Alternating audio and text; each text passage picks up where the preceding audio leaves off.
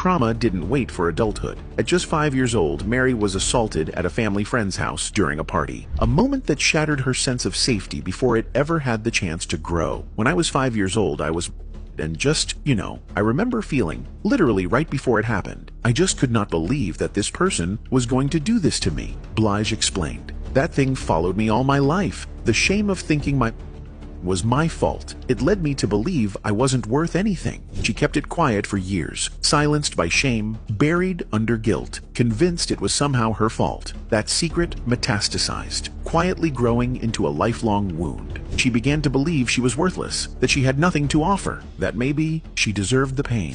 Still, there was one place she felt safe: church. Mary found refuge in gospel choirs, where her voice started to crack through the pain. Singing became a way to exhale, a release valve for pressure she didn't know how to talk about. At school talent shows, she sang with her eyes closed, not because she was shy, but because it was the only way to disappear. When she was 7, she sang "Reunited" by Peaches and Herb at her elementary school. The crowd clapped, but Mary didn't feel joy. She felt exposed. As she got older, she built armor, baggy jeans, Timbs, a hat turned backwards. She wasn't dressing like the R&B stars on TV, she was dressing for war. Because when, I've been through so much as a child and a teenager, I just started to turn, not that I was a guy, I just wore baggier jeans. I was just depressed and didn't want to live. I remember feeling, literally right before it happened, just could not believe this person was going to do this to me.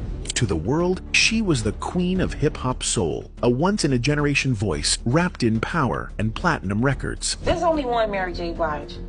So they can run out and get how many girls, how many girl groups, and turn their hat backwards and fix their hair like mine, but they'll never be me. But to those who truly knew her, she was a little girl from Yonkers, trying to survive her neighborhood, her family, and her own trauma. Addiction followed her through the industry. So did heartbreak. So did violence. Because I felt like I'd rather stay and take a beating than to let him go. Because I felt like if I let him go, like I was going to die. You know that love when you feel like, gosh, I lose my mind if you... Then there's Diddy, her mentor, her protector, some even might say her problem. Because he was a huge inspiration. When I came in the game, I didn't like myself, I didn't want success, I was afraid of it, but watching him, he wanted it so bad, and he was it. She was there for the rise, and maybe the reckoning. Some say she saw it all, others say she helped cover it up. And now, fans are asking, was she ever really innocent? Mary Jane Blige was born on January 11th, 1971, in the Fordham Hospital in the Bronx, New York. But it wasn't the Bronx that raised her, it was Yonkers, specifically the Schlobohm housing projects, an aging concrete jungle that locals simply called Slow Bomb. The nickname wasn't cute, it was a warning. Gunshots